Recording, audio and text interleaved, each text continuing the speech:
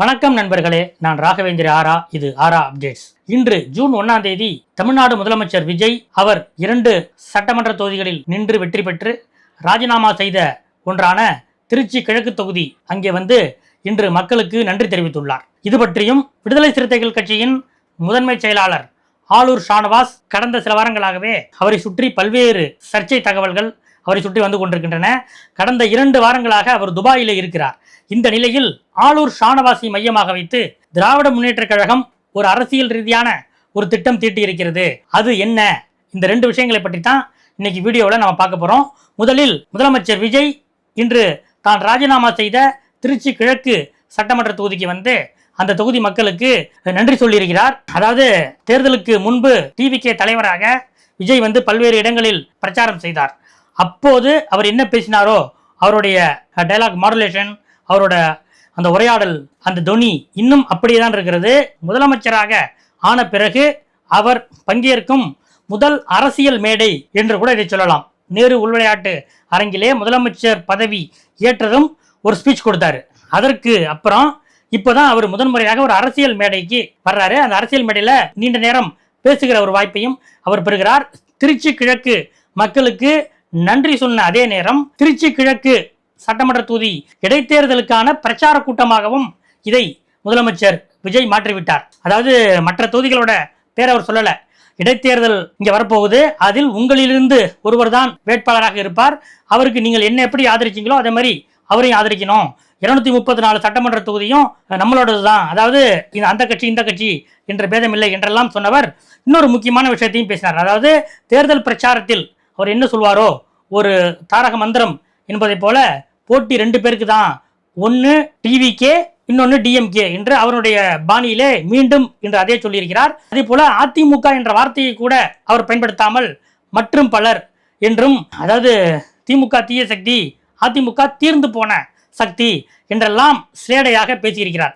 இதிலிருந்து என்ன ஒரு அரசியல் மெசேஜ் நம்ம கிடைக்குதுன்னா, சில நாட்களுக்கு முன்பு அமைச்சர் ஆதவ் அர்ஜுனா அவர் தலைமையில அதிமுக நிர்வாகிகள் வந்து தமிழக வெற்றி கழகத்தில் இணைந்தார்கள். அப்போது ஆதவ் அர்ஜுனா என்ன சொன்னார்னா, எடப்பாடி பழனிசாமி எடுக்கிற தவறான முடிவுகளால 90% அதிமுக நிர்வாகிகள் தமிழக வெற்றி கழகம் நோக்கி வரத்தான் விரும்புறாங்க, வந்துகிட்டு இருக்காங்க.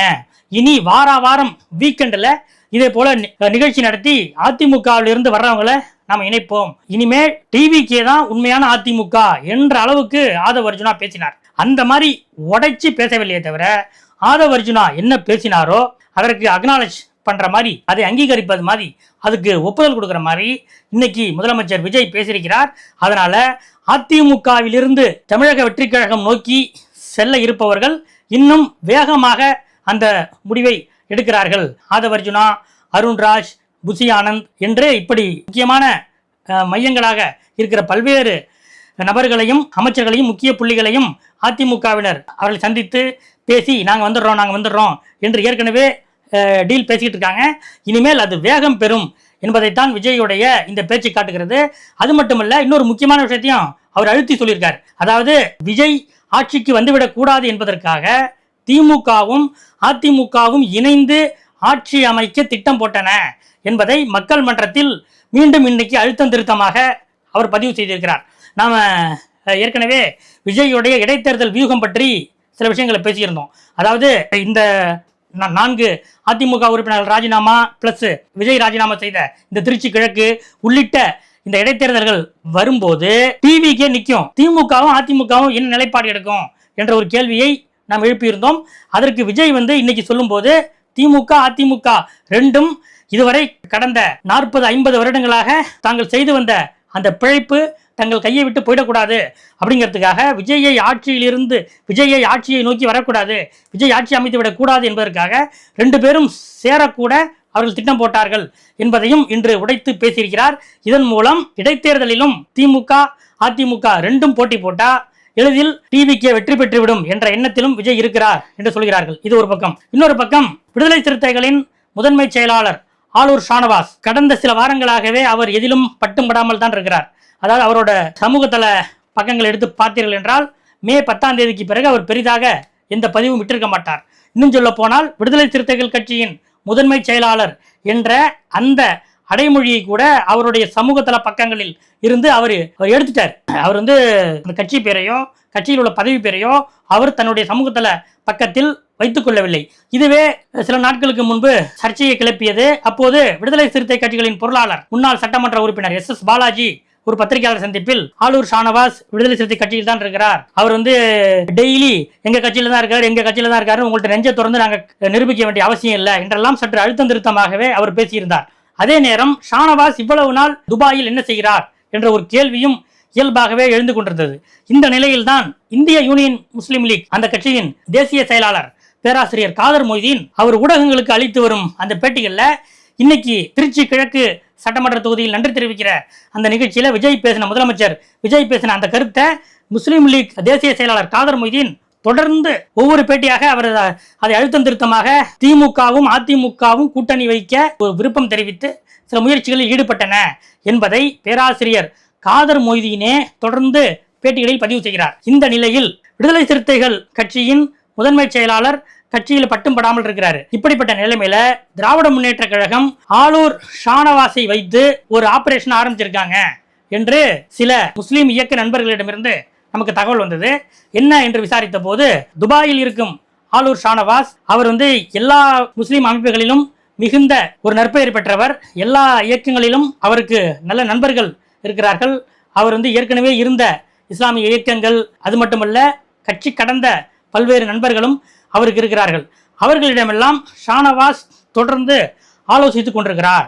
என்ன ஆலோசிக்கிறார் என்று கேட்டால், விரைவில் ஒரு புதிய முஸ்லிம் அமைப்பு உருவாக்கலாமா, அந்த முஸ்லிம் அமைப்பு எப்படி இருக்க வேண்டும் என்பது பற்றிய ஒரு ஆலோசனையில் ஷானவாஸ் ஈடுபட்டிருக்கிறார். இந்த ஆலோசனையில் இப்போது முஸ்லீம் லீக் இருக்கிறதல்லவா, அந்த முஸ்லீம் லீக் கட்சியிலே இருக்கக்கூடிய முக்கியமான சில நிர்வாகிகளும் இந்த ஆலோசனையில் அவரோடு பங்கு பெற்றிருக்கிறார்கள். இன்னும் சொல்ல போனால் முஸ்லீம் லீக் இப்போது 2 சட்டமன்ற உறுப்பினர்களை பெற்றிருக்கிறது. தஞ்சை மாவட்டம் பாபநாசம் சட்டமன்ற தொகுதியிலிருந்து ஷாஜகான் வெற்றி பெற்றார், அவர் இப்ப அமைச்சராக இருக்கிறார். இன்னொருத்தர் வாணியம்பாடியில சையத் ஃபாரூக் பாஷா. இதுல அமைச்சர் பதவி கிடைக்காத இந்த சையத் ஃபாரூக் பாஷாவிடமும் ஆலூர் ஷானவாஸ் இது சம்பந்தமாக ஆலோசனை நடத்தியிருக்கிறார் என்று சொல்கிறார்கள். இது மட்டுமல்ல, வெவ்வேறு முஸ்லிம் அமைப்புகளைச் சேர்ந்த பல்வேறு நண்பர்களிடமும் ஆலூர் ஷானவாஸ் துபாயிலிருந்து முக்கியமான ஆலோசனை நடத்தி கொண்டிருக்கிறார். விரைவில் ஆலூர் ஷானவாசுடைய அல்லது நம்ம வாணியம்பாடி எம்எல்ஏ சையத் ஃபாரூக் பாஷா இவர்களுடைய அந்த ஒருங்கிணைப்பிலே ஒரு புதிய முஸ்லிம் அமைப்பு உருவாகலாம், அது முஸ்லீம் லீக் கட்சியை உடைத்து கூட இருக்கலாம் என்பதுதான் அந்த செய்தியாக நமக்கு வந்து சேர்ந்தது. இது பற்றி நாம் விடுதலை சிறுத்தைகள் வட்டாரங்களிலும் விசாரித்தோம். அவங்க என்ன சொல்றாங்கன்னா, ஆலூர் ஷானவாஸ் துபாய் போறதுக்கு முன்னாடி இந்த தேர்தல் முடிவுகள் வந்து அவர் இங்க இருந்தப்ப விடுதலை சிறுத்தைகள் கட்சி தலைவர் தொல் திருமாவளவன் ஆதவ அர்ஜுனாவிடம் பேசும்போது SS பாலாஜி ஆலூர் ஷானவாஸ் இவர்களுக்கு வாரிய தலைவர் பதவி வேண்டும் என்று கோரிக்கை வைத்திருந்தார். அதே போல விடுதலை சிறுத்தைகள் கட்சியின் பொதுச் செயலாளர் முன்னாள் சட்டமன்ற உறுப்பினர் சிந்தனை செல்வன் அவர்களுக்கு SC/ST கமிஷனுடைய துணைத் தலைவர், இப்போது எழுத்தாளர் இமயம் இருக்கிறார் அல்லவா அந்த பதவியிலே, அந்த இடத்தை சிந்தனை செல்வன் அவர்களுக்கு வேண்டும் என்று திருமாவளவன் ஆதவ அர்ஜுனாவிடம் கோரிக்கை வைத்திருந்தார். அதாவது அமைச்சரவையில் பங்கு மட்டுமல்ல, சட்டமன்ற தேர்தலில் வாய்ப்பு கிடைக்காத ஆலூர் ஷானவாஸ், SS பாலாஜி, சிந்தனை செல்வன் போன்றவர்களுக்கு அரசு பதவி, வாரிய பதவி மற்றும் இது போன்ற SC/ST கமிஷன் பதவி, அரசு பதவி வாங்கி தருவதில் திருமாவளவன் உறுதியாக இருந்தார். அந்த முயற்சியிலே அவர் ஈடுபட்டார் என்று விசிக வட்டாரத்தில் கூறுகிறார்கள். ஆனால் இதெல்லாம் ஒரு பக்கம் நடந்தாலும் ஆலூர் ஷானவாஸ் விடுதலை சிறுத்தைகள் கட்சியின் தலைவர் திருமாவிடம் கூட சரியாக கடந்த சில வாரங்களாக உரையாடுவதில்லை. அவர் தன்னுடைய குடும்பத்தோடு துபாய் போறேன், பக்ரீத்தை அங்கே கொண்டாட போகிறேன் என்று சொல்லிவிட்டு துபாய் போய்விட்டார். அதனால அவருக்கும் விடுதலை சிறுத்தைகள் கட்சிக்கும் இடையில் ஒரு இடைவெளி நீடித்துக் கொண்டிருப்பது உண்மைதான். ஆனால் நீங்க சொல்ற மாதிரி அவர் வந்து இந்த இடைவெளியில் அப்படி ஒரு ஆலோசனையை நடத்துகிறாரா இல்லையா என்றெல்லாம் நாங்கள் உறுதியாக சொல்ல முடியாது என்று விடுதலை சிறுத்தைகள் கட்சி வட்டாரத்தில் சொல்கிறார்கள். ஆலூர் ஷானவாஸை நாம் தொடர்பு கொள்ள முயன்ற போது அவர் துபாயிலே இருப்பதால் அவரை தொடர்பு கொள்ள முடியவில்லை. இந்த நிலையில் ஆலூர் ஷானவாஸை வைத்து திராவிட முன்னேற்ற கழகம் இதற்கு பின்னாடியில் இருக்கு, ஆலூர் ஷானவாஸ் பின்னாடி திமுக இருக்கு, அவங்க ஆலூர் ஷானவாஸை வைத்து ஒரு புதிய முஸ்லீம் அமைப்பை, அது திராவிட முஸ்லீம் முன்னேற்ற கழகமாக இருக்கலாம் அல்லது திராவிட முஸ்லீம் லீக்காக இருக்கலாம், இப்படி சில பெயர்கள் அதற்கான அந்த பட்டியல் இருக்கின்றன. என்ன பெயர் வைக்கலாம் அப்படின்ற பரிசீலனை பட்டியல் இருக்கின்றன. ஆனால் விரைவில் ஆலூர் ஷானவாஸ், வாணியம்பாடி சட்டமன்ற முஸ்லீம் லீக் உறுப்பினர் சையத் ஃபாரூக் பாஷா ஆகியோரது ஒருங்கிணைப்பில் ஒரு புதிய அமைப்பு உருவாக போவது உண்மை என்பது நாம் பல்வேறு இஸ்லாமிய இயக்க வட்டாரங்களில் இருந்து நாம் விசாரிக்கும் போது நமக்கு கிடைக்கிற ஒரு தகவலாக இருக்கிறது. இதுதான் இன்றைய அரசியல் அப்டேட். அடுத்தடுத்த அரசியல் அப்டேட்டுகளோடு உங்களை இன்னொரு வீடியோவில் சந்திக்கிறேன். நன்றி.